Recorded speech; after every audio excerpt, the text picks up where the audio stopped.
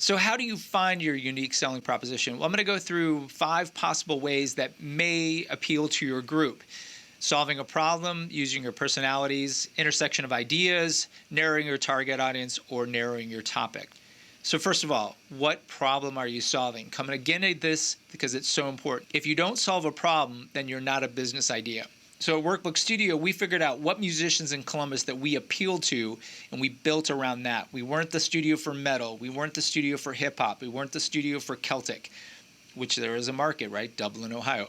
We were spokes on the wheel of rock. That was what set us apart from other studios, and then we hammered that home, and we made sure the decor matched that, and our vibe matched that, and our events matched that.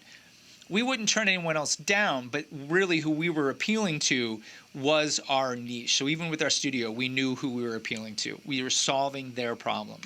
The second way you might go about finding your unique selling proposition is thinking about your personality. We love connecting to people and stories, and people really help that. So Dave Thomas helping sell Wendy's, Oprah, Gwyneth Paltrow, for whatever reason, and the Goop brand is huge, right? The Kardashians, of course. And then, Lady Gaga in the meat dress, right? So she's being outlandish and letting everyone know that she is, if you want outlandish, then be associated with her. And that was a big part of her personality. So that may be something in your group to really build on. You could even create a persona that doesn't exist that then is your brand personality. So, but you need to be authentic, but offer something unique. And that's kind of tricky to do. But if there's someone in the group or hasn't a way to go about, that's certainly something to think about. And maybe then later on you partner with someone who has that personality if you don't necessarily have it in the group. So think about your topic, your business idea. What could you slightly change that, right? The idea I always come up with, there's YouTube channels with lots of drum covers, right? There are YouTube channels with lots of drum covers. But if I dressed in like scary clown outfit and did drum covers, I would set myself apart from all the other drum covers with this slightly different change.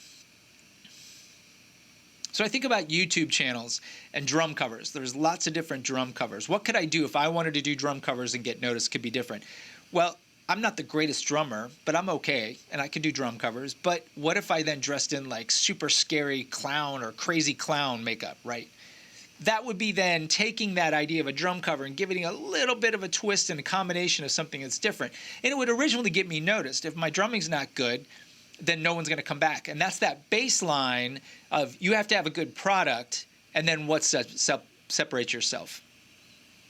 That's that baseline of you have to have a good product, then what separates yourself. So if I'm a terrible drummer, I can get people to click for a little bit, but not for very long. So think about things that you could combine. One thing you could do is narrow your audience. Use the word niche over and over. Don't be broad. Go very narrow in that who you might appeal to. And it's okay. If you're solving a problem for a very, very narrow audience, then that's okay. They will need you. So you don't want to appeal to everyone. You don't have the marketing budget of Walmart. That's their job. Everyone else is going narrow.